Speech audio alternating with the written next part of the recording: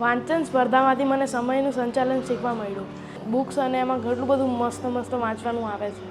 માયરાએ થોડા લાકડા ભેગા કરીને આગ સળગાવી વૃદ્ધ માટે એક તાપણું બનાવ્યું. તેણે સૌને શીખવ્યું હતું કે પરસ્પર પ્રેમભાવ રાખી રહેવું જોઈએ. એ છાનો માનો દરમાંથી બહાર નીકળ્યો. એણે છુપાઈને જોયું, અરે આ શિયાળ તો સાધુ જેવો લાગે છે. બીજાની વાર્તા સાંભળી મને નવા બોધો શીખવા મળે. મારો શબ્દ ભંડોળ પણ વધ્યો અને જોડની મિસ્ટેક પણ ઓછી થઈ. વાર્તાના મોરલમાંથી અક્રમ સાયન્સ પણ શીખવા મળી. વૃક્ષોએ જવાબ આપ્યો, તમે સારા માણસ છો. તમે અમારા બધા પાસેથી લાકડા લઈ શકો છો. વાંચન સ્પર્ધાથી મારો આત્મવિશ્વાસ વધ્યો.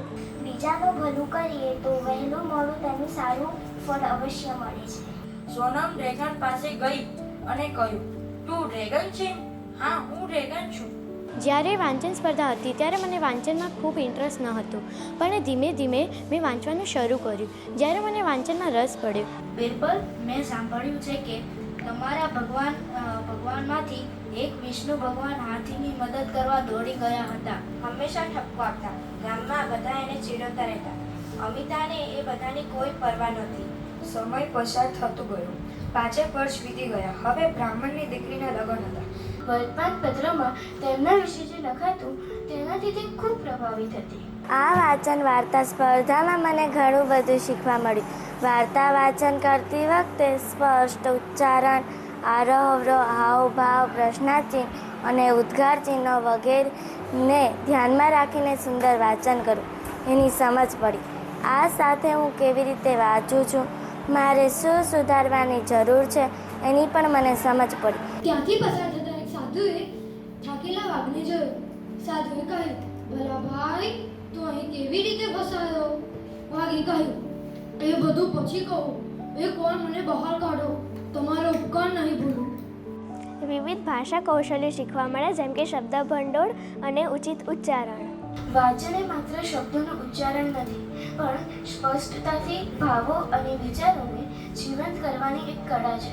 સિંહના બચ્ચા તરત જ હાથીને લડીને મારી નાખવા માંગતા હતા, પણ શિયાળનું બચ્ચું ડરી ગયું. એણે બચ્ચાઓને નિરાશ કર્યા અને ઘરે દોડી ગયું. હું વાંચન સ્પર્ધામાં નવી વાર્તા શીખ્યો અને મને વાંચન સ્પર્ધામાં વાંચન કરતી વખતે મને કોન્ફિડન્સ આવ્યો કે હું વાંચન સ્પર્ધામાં વાર્તા બોલી શકીશ અને મને સ્ટેજ ફિયર ઓછો થઈ ગયો. ખુલ્લા વાડામાં જમવાનું ગોઠવ્યું હતું.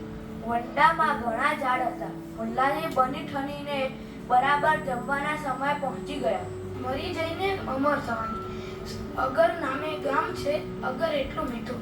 ખારું ખારું ઊસ છે, આખી સીમ ખરી ખરી. સૌ પ્રથમ મને લાગતું હતું કે હું વાર્તા નહીં વાંચી શકું, પણ થોડી પ્રેક્ટિસ કરી પછી વાર્તા વાંચી લીધી. એક દિવસ કૂતરા અને કુકડાને વાડીની બહારની દુનિયા જોવાનું મન થયું. તેથી તેઓ એક વહેલી સવારે વાડીમાંથી બહાર નીકળ્યા અને જંગલ તરફ રસ્તે ચાલવા લાગ્યા.